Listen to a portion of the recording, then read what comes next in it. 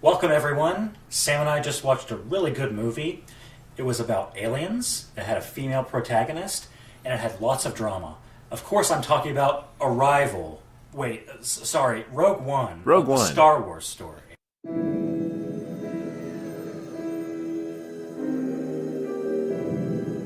The world is coming undone. Imperial flags reign across the galaxy. Can you be trusted without your shackles? Let's just get this over with, shall we? We've a mission for you. A major weapons test is imminent. We need to know how to destroy it. And very few of those clips made it in the movie. Wait, I thought it was Star Wars Dark Forces. Kyle Katarn... No, wait, that's not this. No, that's not canon anymore. We don't talk about that. They shot that out of the canon. So, one thing we want to say is that this is going to be a very spoiler-filled review of Rogue One. So before we get into all of the plot summaries and whatnot that we plan to do, all the character details, why don't you and I give a review for the audience, so that way, if they don't want to listen to all the spoilers, all of the plot details, we can just let them know whether or not to see the movie and our feelings on that. So I'll give it to you. What are your thoughts? How would you grade the movie? As the Force wills it. The captain says you are a friend. I will not kill you. Thanks.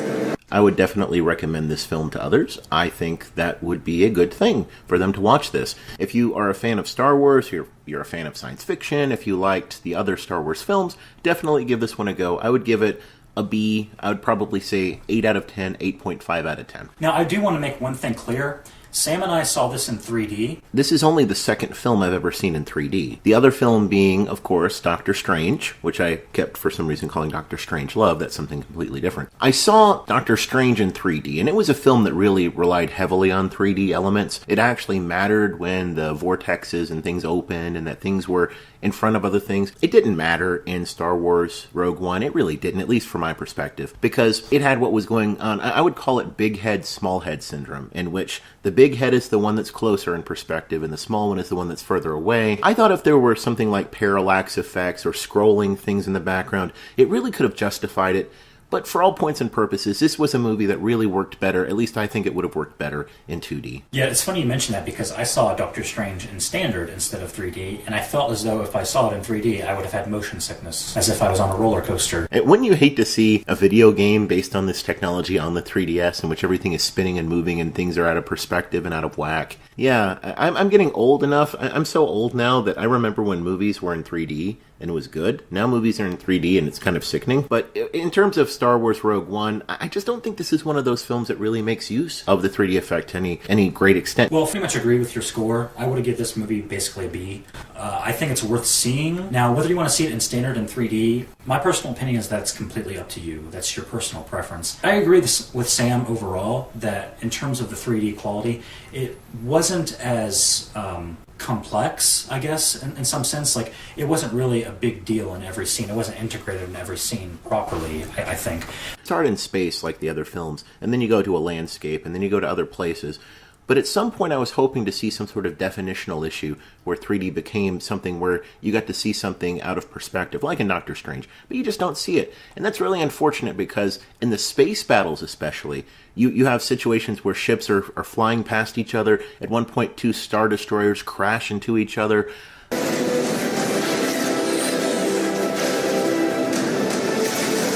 There is a 97.6% chance of failure. He means well.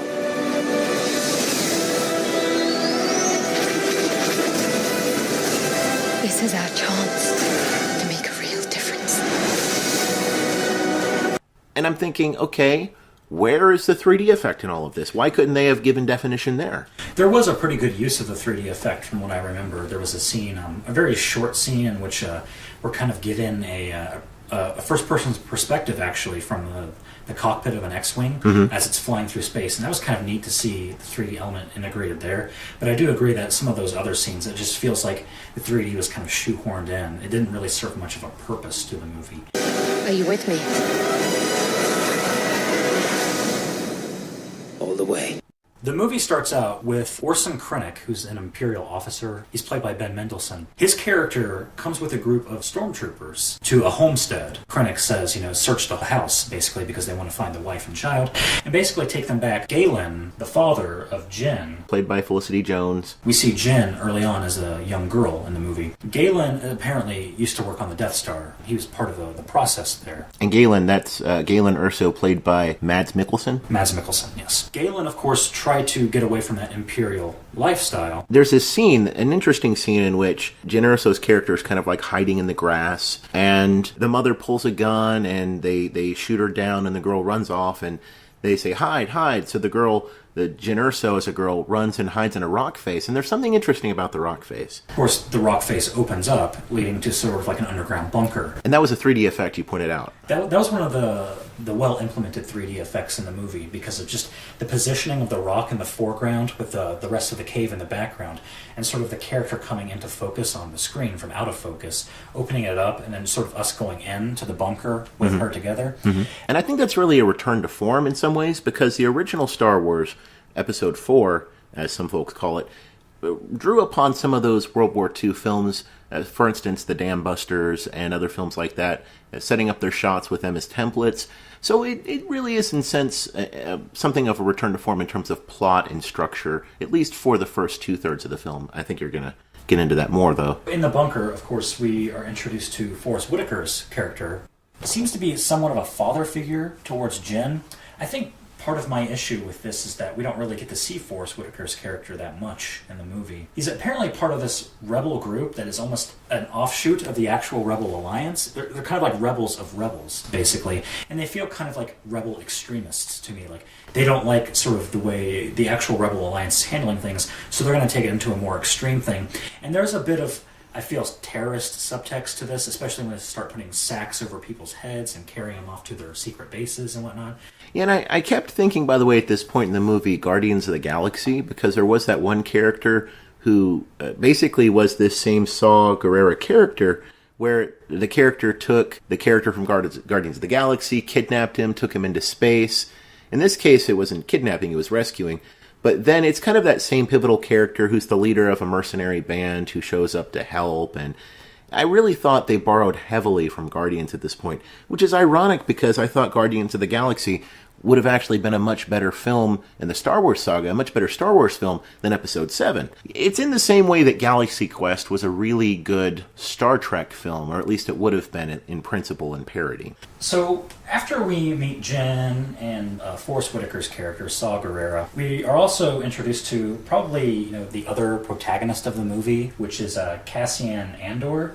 You see, one of the things with this movie is that it does a lot of planet jumping. So, from what I remember, we were first introduced to him on some sort of trading outpost for the Empire, I guess. And we see him in sort of this back alley talking with a guy. And the guy is the one who informs him that the Empire is creating a Death Star, essentially. Right, they found out because the one character played by Riz Ahmed, Bodhi Rook, everyone calls him Bodhi. I thought they were calling him Body at first, and I was like, was there like somebody killed? Are they taking a body? No, it was Bodhi. But Bodhi was an essential character at this point because he was kidnapped. And he's one of those who had the bag over his head and taken away, and he's tortured by some sort of strange tentacle creature, and which made no real sense. He was a pilot. By the way, Cassian, this guy he's meeting in the back alley, he ends up killing him. I actually don't remember why he kills him. Yeah, there's no real justification for that. And I kept calling this character Cassian. I kept in my mind thinking Kyle Katarn. It's like maybe this is Kyle Katarn and the other character is... Because I kept trying to recreate dark forces in this movie. But yeah, Cassian's character, there's no reason for this. Why are you killing this guy? And it's done kind of slightly below the camera angle, so you just see the guy fall, and it's like, wait a second, what killed him? Oh no, it was Cassian's character who did it. Well, I will say that it does kind of establish Cassian's character in the beginning. I guess it's just like the problem is we don't know the motive behind why he was doing that. Right. And of course, as we later learn, because I thought Cassian was going to be kind of a villainous character when we first saw him. He's apparently part of the Rebel Alliance. This movie is pretty dark for a Star Wars movie. We talked about how The Force Rehashes, or The Force Awakens, is kind of drawing off of Star Wars Episode 4, A New Hope. In a lot of ways, even though this isn't part of the mainline movies, it's still technically a canon Star Wars movie.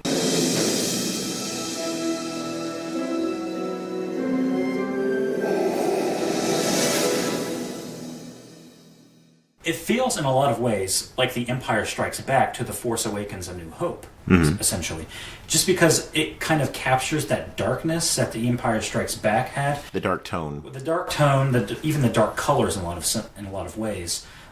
If you see this movie, you'll probably note that the first 2 acts of the movie going into it are very dark in coloration. There's a scene that's taking place at night that's in the rain and whatnot, and there's an assassination attempt on Jen's father. During the entire time I was watching this movie, I couldn't help but feel that it was kind of a gratuitous extension of the Star Wars universe, so to speak.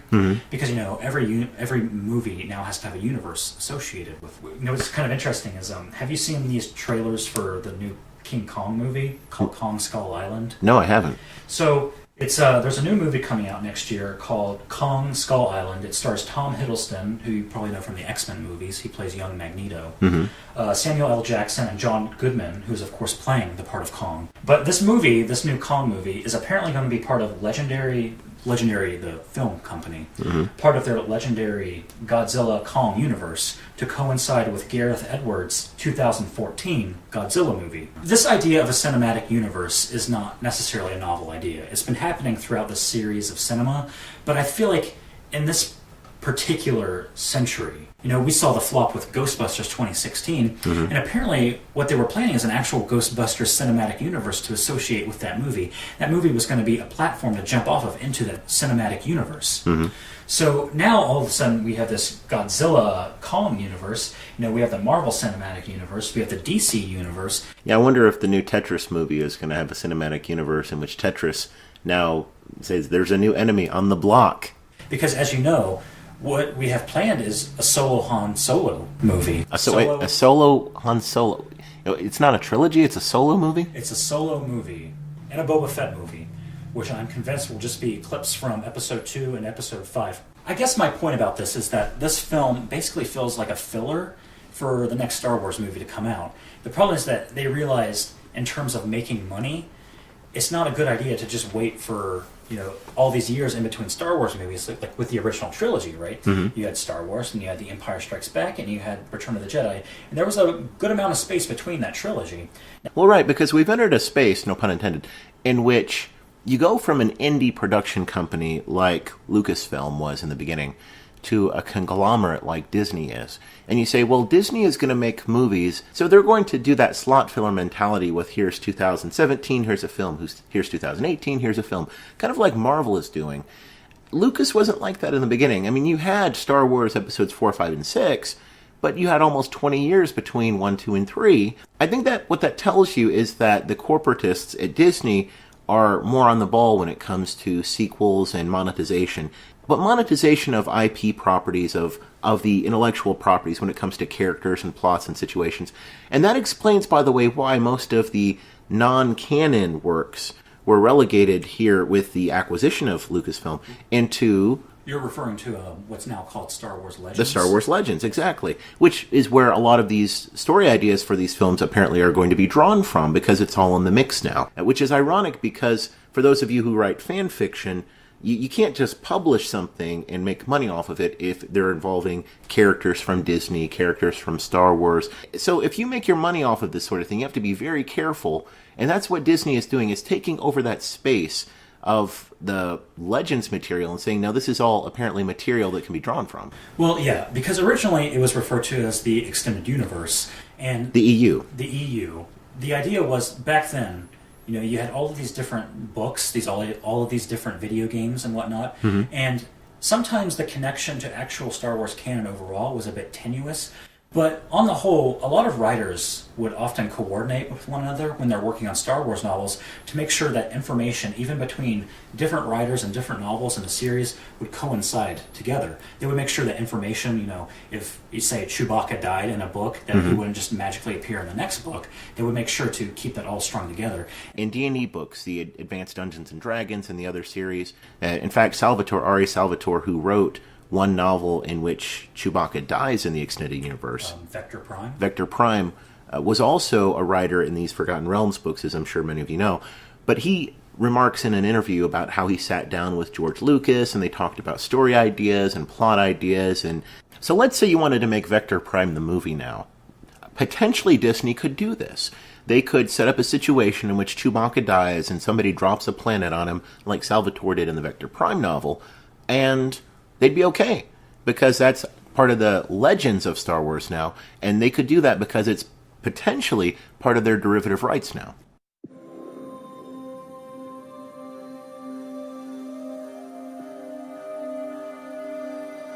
Jin, whatever I do it to protect you. So you understand? I understand.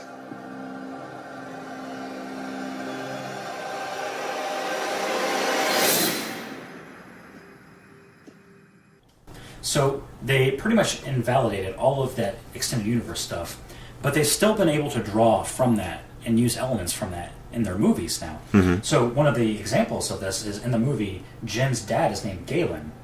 Galen Merrick was the main character of a video game called The Force Unleashed. And Galen Merrick's nickname in The Force Unleashed was Starkiller. Mm-hmm. If you probably remember, Starkiller was the name of Starkiller Base in The Force Awakens, which was the Death Star, the new Death Star. Well, Starkiller was also Luke's original last name, Luke Starkiller. That's true. And that's an interesting point because, as we learn in Rogue One, there's a group called the Guardians of the Will. Mm-hmm. And Star Wars was based around this idea of the Journal of the Wills, essentially. And I've seen some people say things like the characters in this movie were less compelling than the characters in The Force Awakens. What are they talking about? Yeah, there were no characters in The Force Awakens besides the ones we already knew. Right. We both had ideas about this movie coming in. Mm-hmm. We probably both were thinking that a lot of the characters in this movie are going to die. Right. And that's because of the stricture of the plot behind it. Mm-hmm. So we already know how this is all going to end because we've seen Episode 4. Right. And because we've seen Episode 4, we also know how The Force Awakens was going to end. Well, it's like we knew in Episode 3 that, Darth Vader was going to turn to the dark side, or that Jar Jar Binks was going to become the new Emperor. Wait. Mm-hmm. Because quite frankly, we have a very large ensemble of characters. I will say that the character deaths that affected me the most were definitely Jin and Cassian at the end of the movie, mm-hmm. just because they were on the beach and they basically knew they were going to die, and they even looked on their death as it happened. They actually literally get swallowed by light in mm-hmm. the end. Right. But some of the other characters, like Donnie Yin's character, Baze Malbus, even Forrest Whitaker's character dies in the movie, and of course Galen dies. That's probably one of the better performed scenes in the movie, is Galen's death, in my opinion. Right. But for all these sort of minor characters and whatnot, they don't really get a lot of screen time overall, and I just don't really feel the connection with them. And apparently Jimmy Smith's character, Bail Organa, who reprises his role from the original prequel trilogy, apparently he dies, although apparently it's off screen, so we don't see it. But it's implied that he doesn't survive at the point at which Leia's ship leaves, right? She's alive, but apparently he's not. Well, isn't Bail on Alderaan when it gets destroyed in Episode 4? If my father built this thing, we need to find him. All right. How many do I need? They are requesting a call sign. It's, Rogue One.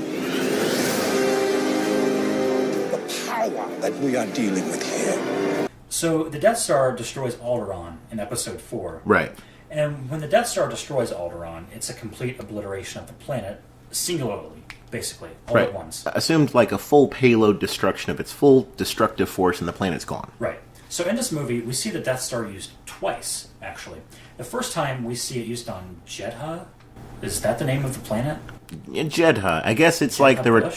well, you see Jedha return, so it's the return of the Jedha. Return of the Jedha. Actually, that's interesting because they make a point that a Jedi temple is on Jedha, like one of the last remaining remnants of the Jedi. A character makes a point about that. Maybe there's a point where the word Jedha comes from Jedi and Jedi. I don't know. So the weird part about that for me, that confused me, is that, of course, I was referring to Alderaan's destruction being this sort of simultaneous thing. It just blows up all at once. In the movie, whenever the Death Star strikes a planet with its laser, it's this sort of gradual effect, this kind of ballooning, almost, mushroom cloud, which of course ties into the World War II kind of imagery. Right, because we think it's a nuclear explosion at that point, because it's so self-contained. It's completely leveling the lands and whatnot. Right, and the people and the structures. Krennic's character in the movie even states after this happens that the Death Star was not using its full power, and that if you wanted to see the Death Star's full power, we can make that happen, basically. Right. Of course, what's weird is that there's some dialogue afterwards where the characters are saying that Jedha was destroyed, that we're not getting any signals from it anymore. Was Jedha the city, or was Jedha the planet? Or is it both? That kind of confused me in the movie. But the question was the Death Star using its full payload? And I would say probably not. I think that they were saving that up for Episode 4, A New Hope. And really what this was, it was 2 controlled blasts where the payload was such a minor amount, which is so strange because they made this point in the film, like, these crystals, these... Kuiper crystals. Apparently these are the same crystals that the Jedi use in their lightsabers. So the Death Star now has a huge crystal in it that... It's like a huge lightsaber in space, which is kind of weird. But you got this idea in which you can control the payload of a lightsaber, and I never thought of that. I thought it was just a laser sword.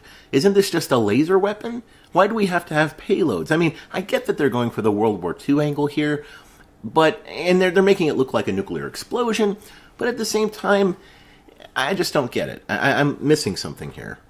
I just didn't think that you could control a blast from a crystal. The only crystal I knew that you can control is the new Folgers crystals, but that's something completely different. If the Empire has this kind of power, what chance do we have?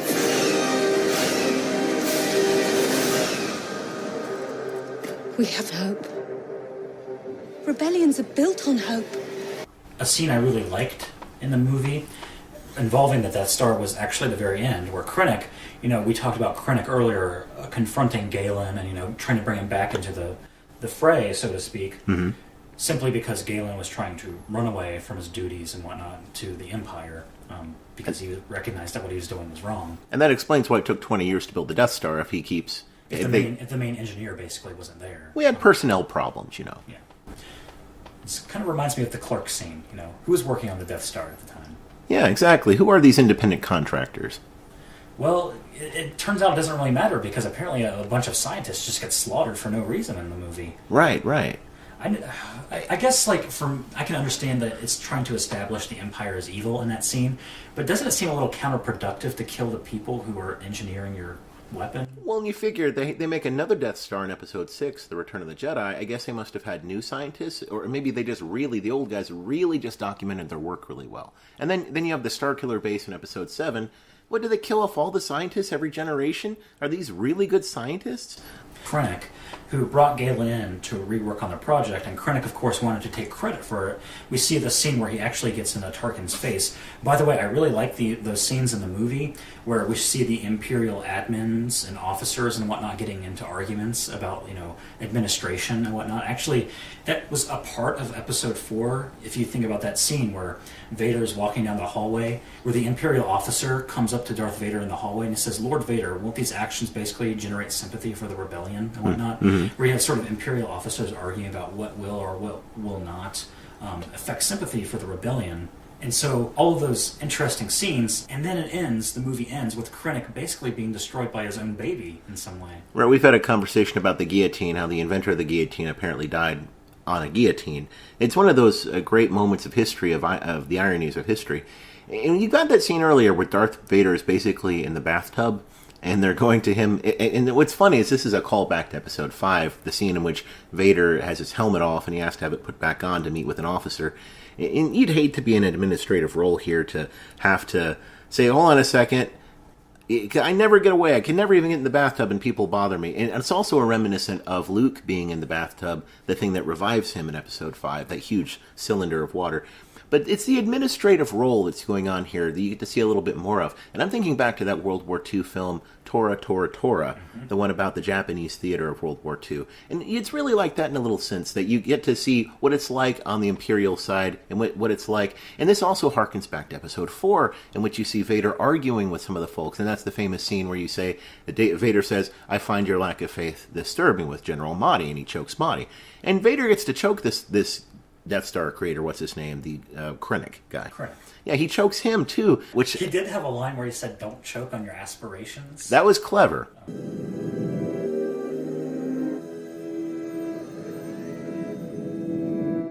So there's an issue that I have with Darth Vader's voice. Now, they got James Earl Jones to come back. James Earl Jones, great voice actor. I've loved him since I heard him first in the film Sneakers.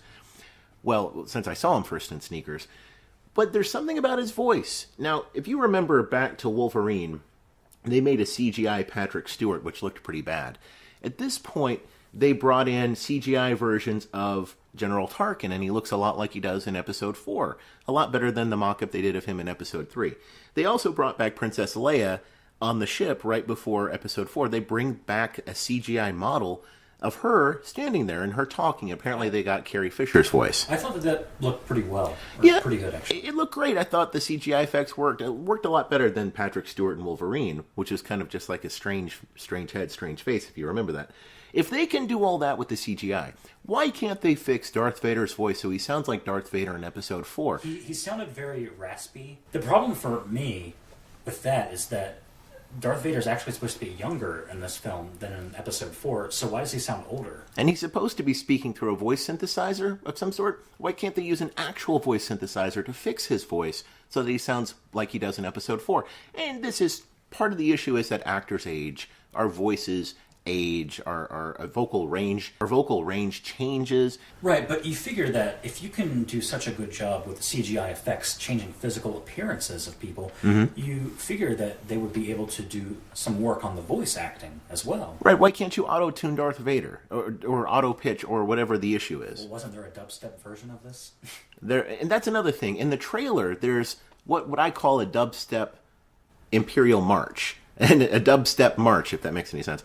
And where is that in the film? I don't think it shows up. Maybe it's on the soundtrack.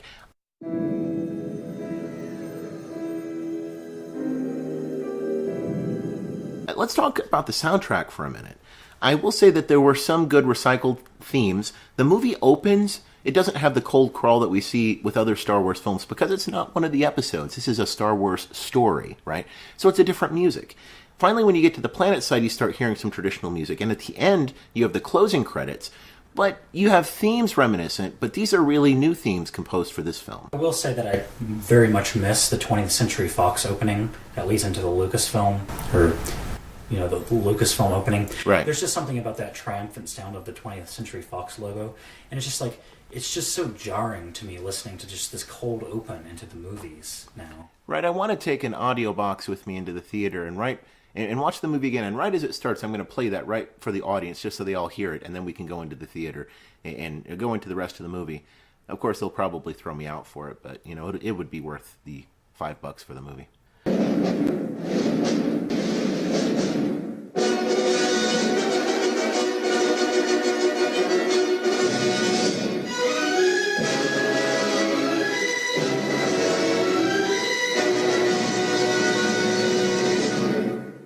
So, by the way, we also had some cameos in the movie.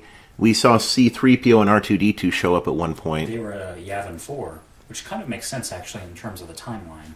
Because we do see the Tantive... I actually don't know if it's the Tantive 4, necessarily. We see at the very end of the movie that Leia is on. Right. It could be, because I suppose the Tantive 4 is her personal ship.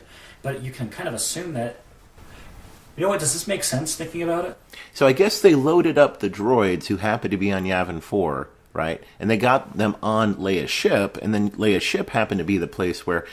It's a good thing that they remembered the droids, otherwise Leia wouldn't have had a place to stick the floppy disk in for R2-D2 in order to get the Rebel plans. Well, apparently that floppy disk was hot off the press, because they were playing hot potato with it at the end of the movie. Right, and by the way, these things looked nothing like they did in Star Wars Episode 2, in which, what's his name, Dooku?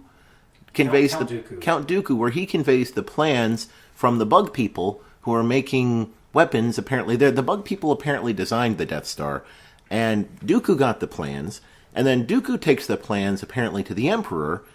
So it's like, okay, so now the Emperor has the plans, and now he gives them over to, I suppose that's when later Tarkin gets them.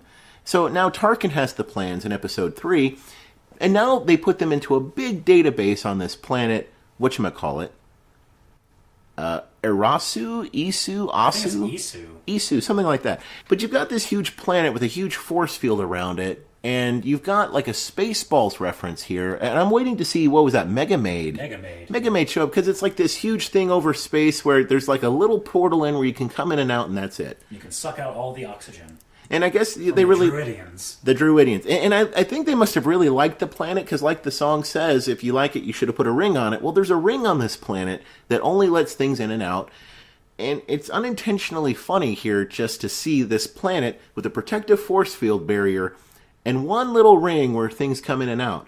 It's like, man, I'd really hate to be the guy driving to work one day and not go through the ring and say, oh no, and then suddenly crash into the force field, because we see that happen later, too. It does seem counterproductive, doesn't it? That one, in this galaxy that you can build a giant Star Destroyer, that one little tiny ship could destroy this ring that surrounds an entire planet. Right, and it just seems how improbable and impractical. I mean, just like having a single planet that's one city, like Coruscant in the other films, it's also impractical to have an entire planet whose only way in and out is one single portal. I mean, what does rush hour look like on this planet? Should we point out that this ring plays a pivotal part in the climax of the movie? Because the climax of the movie is that Jyn and her ragtag band of friends are trying to get the schematic, I guess, of the Death Star, because her father apparently designed the Death Star with a weakness, which I guess is kind of used to patch up a hole in the original Star Wars movie, because it's like the joke is we have this giant, planet-sized destroyer that can destroy other planets. Why does this giant, Death Star have this kind of vent hole weakness where you can just shoot a rocket down the vent and it just destroys the whole thing? It's like the potato in the tailpipe. Right. But I guess, for me, it's kind of weird to say, yeah, you had all of these people, all of these contractors working on the Death Star, but this one guy was able to implement a weakness in the whole thing. And it takes a genius to create port that nobody's going to suspect. And you don't think that any of the people working on it would have said, hey, this might be a bad idea, putting this there. I should point out the climax of the movie is that they're trying to submit a signal to a rebel ship from the satellite dish, but they can't do it because there's a force field getting in the way of the radio signals.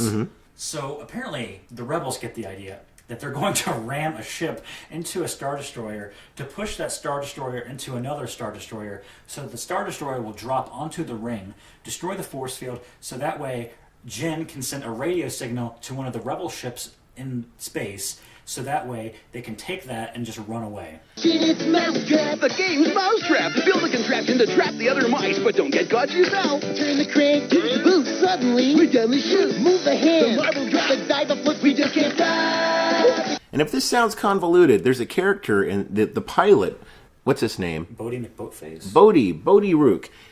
Bodie tries to explain this. He says, okay, what I need to do is get the signal over here so you can get that cord over here and you can throw that switch over here. And it sounds convoluted to me in the audience. How does it sound to the characters on the screen? Well, this also requires that Donnie Yen's character, Chirrut, he decides that we should point out that Chirrut in the movie, he's kind of like a force-sensitive being. He's not a Jedi per se, because I guess the Jedi don't really exist anymore. But he can sense the force, and throughout the movie, he does this kind of litany of force prayers, like the force is with me.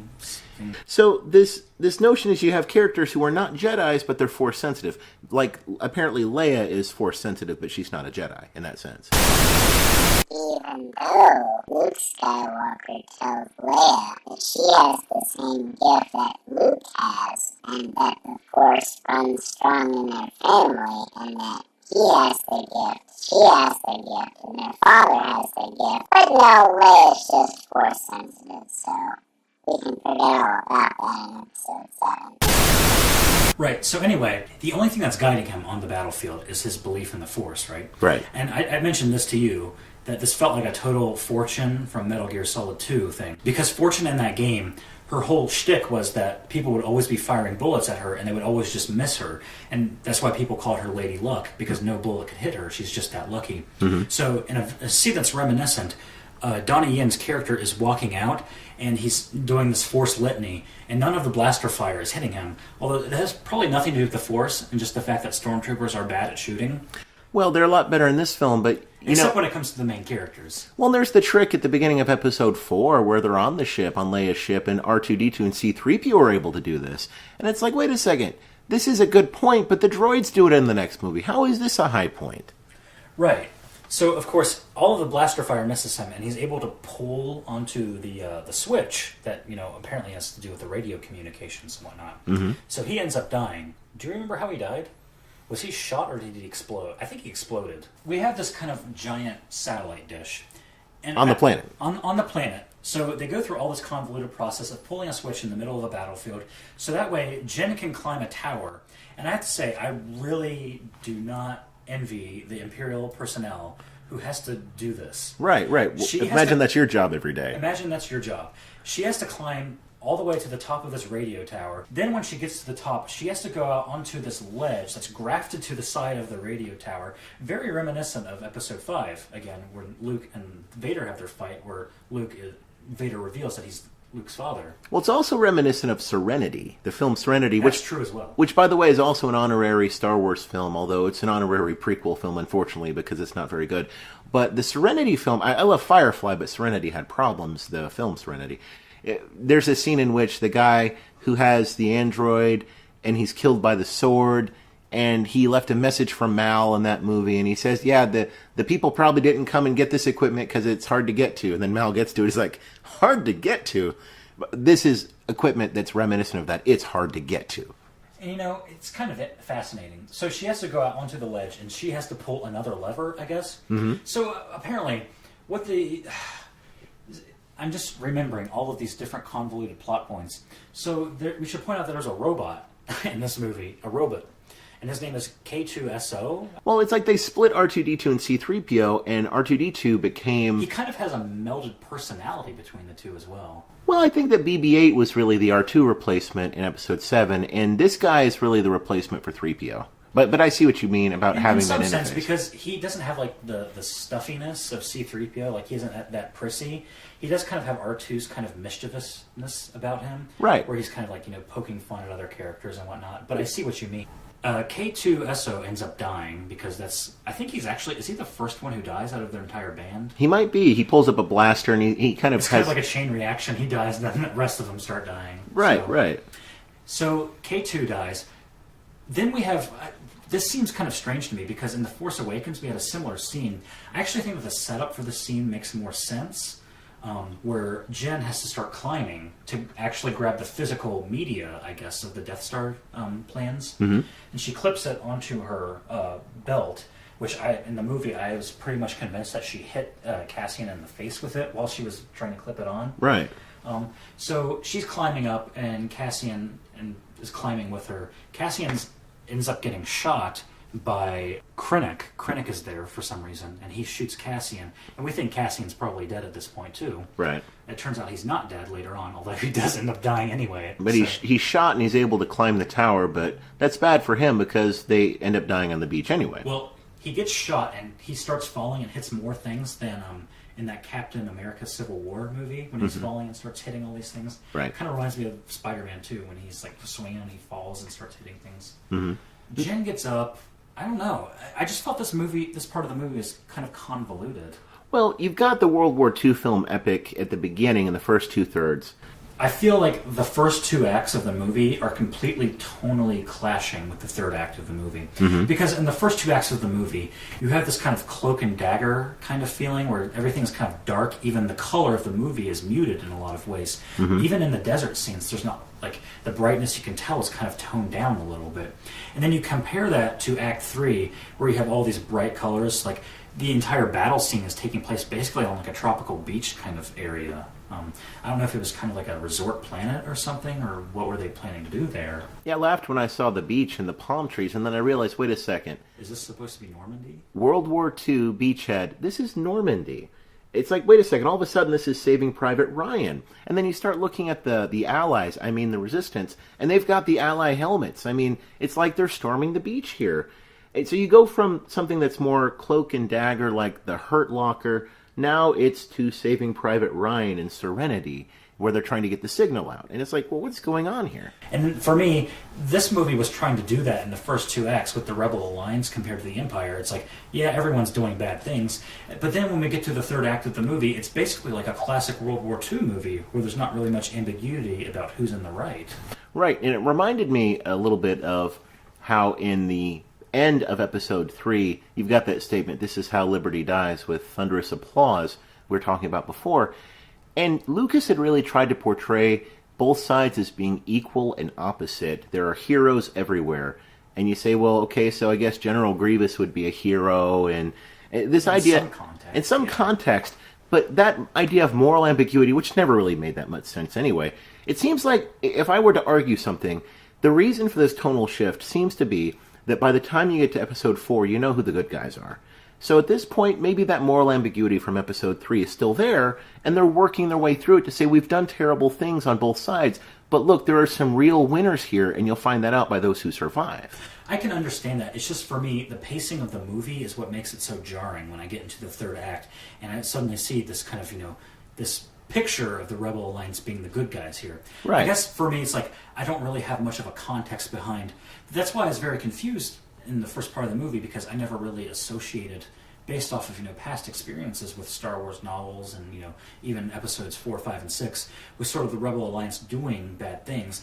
I'm not necessarily saying that's a bad idea to implement into the movie, to say there's some morally ambiguous stuff going on here, because I guess in some sense they're trying to capture the realistic nature of war, because even other countries we tend to root for have done morally reprehensible things. Right, and if you take episode 4 at its word, then the reason why the Empire is bad and the reason why the Resistance is good, it's really because the Empire is more powerful. You see that in the opening shot where you see the Star Destroyer coming down upon Leia's ship, which is smaller, right?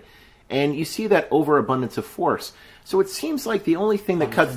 Unintended. The only thing that cuts through the moral ambiguity is the fact now that one of these groups is the underdog. We're never really told in the story that the Resistance is good. The Resistance could be evil. We see that the Empire is evil, but the Resistance could be evil too. But the only reason why the audience identifies with the Resistance is because they're the underdog. Well, it's because of baggage, too, from previous movies, right? We know that the Rebel Alliance is good because we've seen it in other movies, and I think that this film was kind of building off of that assumption in some sense. But for me, the problem was that there wasn't enough of a substrate to buttress this storyline of the Rebel Alliance doing these morally ambiguous things. I think it's probably because we're not really given a proper enough introduction to the Rebel Alliance as a whole, even as a philosophy in some sense. Right, who are these people? Why did they start the Alliance? Of course, if we take the whole context of the prequel trilogy and say, well, the Empire's really been run by a monster for 20 years, and people don't like that, and it's really been in the background. And you have to believe, first of all, that the Death Star they're building it at the end of Episode 3. It just doesn't work. They haven't got the Energizer batteries. The Energizer Bunny keeps getting by. Darth Vader can't catch him. Old commercials, anyway. But you've got this idea where not only that, the Empire is going to let the Imperial Senate exist for 20 years as a threat to his power. And even Vader says, hey, this is going to be an issue because of the Senate, which is reflecting back on something said in Episode 4. Sorry, but senates in Imperial Rome during the first century were really a rubber stamp to the Emperor's power. They never really challenged him that much. The only time that ever came up were there were plots against the Emperor's life. So in situations like this, I just don't buy that for 20 years this has all gone through this system where the Empire has let the Senate live.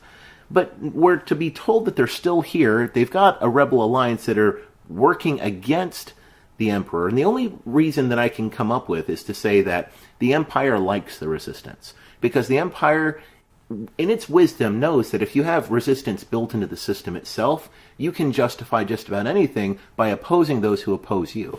It would have been an interesting plot point to see more of the Empire using the Resistance as kind of useful idiots in some way. Right. It's kind of like throwing out propaganda. That would have been kind of neat to see. If we're going to play up the World War II elements, let's use some propaganda here. That'd be kind of fun. Here are the Rebel Alliances. They could have news stories of Rebel Alliances use bomb on Imperial soldiers killing children and whatnot. Right. There's even a scene in the movie where Jyn has to take a crying child and take her out from sort of the rubble in the streets. It's imagine if the Empire kind of used that footage to say, here's the Rebel Alliance, look at what they're doing. They're basically terrorists. Believe in us, because one of the selling points actually in the movie with the Empire, when we see Jyn's flashbacks to her father being part of the Empire, is that he says basically the Empire is meant to be about safety, right? Right. The Empire ensures peace and safety in the galaxy. And if you can really play that up, that's something for me in reality would play with a lot of people. And when you see sort of this coverage of, the rebels, using bombs and whatnot, well, that's going to generate sympathy for the Empire. Yeah, I mean, after all, it was the Rebel Alliance that blew up Jyn's father. But also at the beginning, there's this one scene in which they've got the hologram of the wanted poster, basically, for the one pilot, right?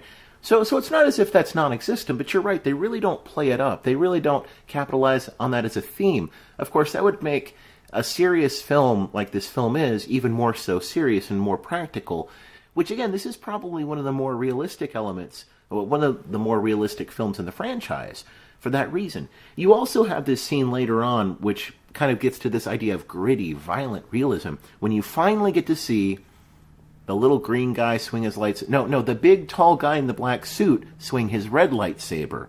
This is the first time you see Darth Vader kill people on screen with a lightsaber. And I have to say, it's pretty stunning and graphically sickening at the same time. Now, you remember Anakin in Episode 2, was it? Cut down the people in the village? Raiders. The Tusken Raiders.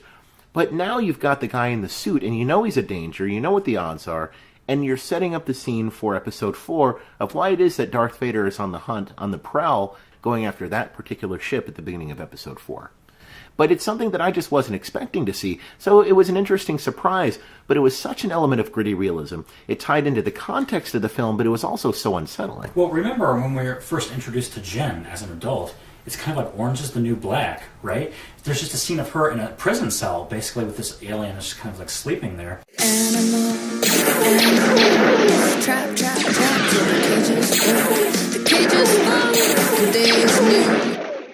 And it was kind of interesting to think about that because it looked like an actual prison cell with bars on the doors and whatnot, and stormtroopers walking around. And it's like, I will say that in some sense, this film did a really great job with world building. Mm-hmm. Like instead of having the focus always be on the sort of the Jedi and whatnot, right? Like it was in Episode 7. Like it was in Episode 7. In this sense, we're kind of seeing kind of like the little guys doing all of their sort of associated works and whatnot. It was kind of interesting. Yeah, this is more like, if I had to say, the Deep Space Nine effect, where you have an ensemble cast that really works well together, kind of tying this into kind of a Trek comparison. Whereas Episode 7 was really much focusing upon one perfect character and how they survive. And I like this approach better, even though I don't get to know the characters as well. Well, I didn't get to know the characters very well in Episode 7 either, but at least this way you've got an ensemble in which players play off each other. Yeah. This movie for me is kind of like, imagine if they made a movie around Lando Calrissian and his group in Episode 6, remember? Mm-hmm. Because we kind of joke about the fact that they're like the Star Wars B team, mm-hmm. and then the A team are the people on Endor and whatnot, Luke fighting Vader and on the Death Star and whatnot. Mm-hmm. Then you have like the B team, and the B team is kind of the ones who destroy the Death Star in the end, as opposed to sort of the A team in Episode 4, with Luke being the one. Mm-hmm. So this movie, to me, is kind of like, what if we made a Star Wars movie that didn't focus around the main characters, but focused on the B team instead? And that's kind of the feeling I got with Jen and her crew in this movie. And I really have to say this also. I like the work they did in this film, and I think that it's a good contribution to the Star Wars universe. And I think that this bodes well for future Star Wars films. But I do have to say, I miss Kyle Katarn. I miss Dark Forces, the Star Wars radio play video game franchise from the 90s. That basically was the same story, but it was with Kyle Katarn's character. Kyle Katarn had a similar arc in which his father was a rebel sympathizer, and he was killed. And Kyle happens to think that it was the rebels who killed him, and he's an Imperial officer at this point in order to get education, so he's anti-rebel at this point. And he goes on a mission, and he meets this other character who I would really think that the Jin character in this film was based on her. And they become friends, and together they're able to work out a thing to steal the plans to the Death Star.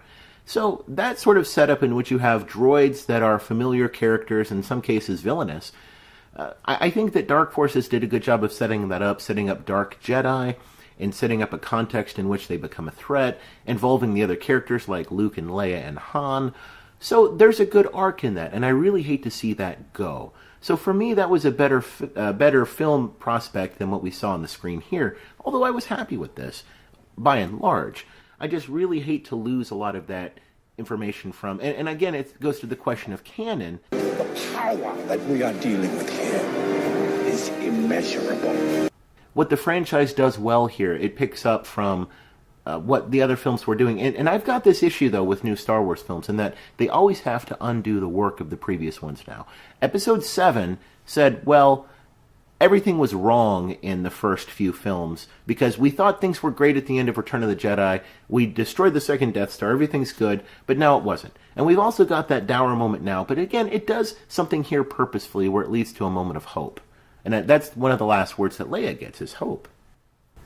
Yeah, definitely this movie is a lot more graphic compared to other Star Wars movies.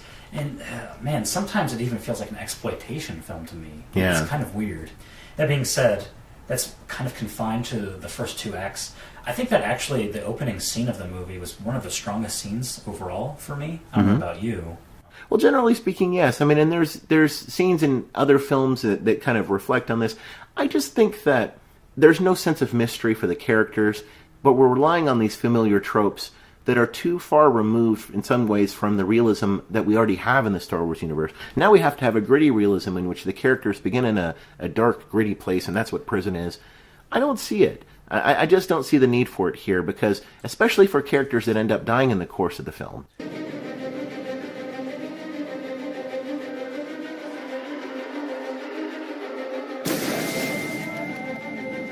want to get out of here? Our rebellion. Well, and I'm sure there's a lot of political allegory going on right now with this film. Kind of a lot of that, yeah. There's a potential boycott. The idea is that with the connotations of the film, that anytime you're a member of a political group, you're always going to identify with the resistance in a Star Wars film. No matter what your side is, you're going to think you're the resistance, and you're going to think you're the good guys. But I've got news for you. Depending upon your political affiliation, you may not identify with anybody in the Star Wars universe, and that's okay. I'm a rebel, just like everyone else. Right, I'm a rebel just like anyone else.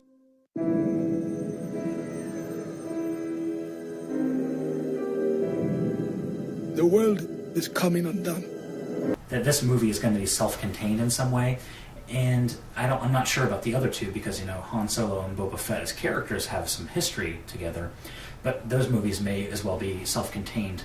And that's maybe part of the idea of the anthology series, because it's kind of like the books where you sometimes have like remember those Mos Eisley stories they had? It's basically exploring the lives of different characters in the Mos Eisley Cantina from the movie.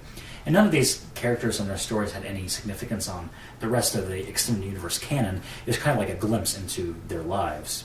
So if any of you listening are interested in the movie, but you're not sure, both of us give a good recommendation. I think it's a worthwhile movie seeing. Despite what even the director of the film says about the film, you've got to let the work speak for itself.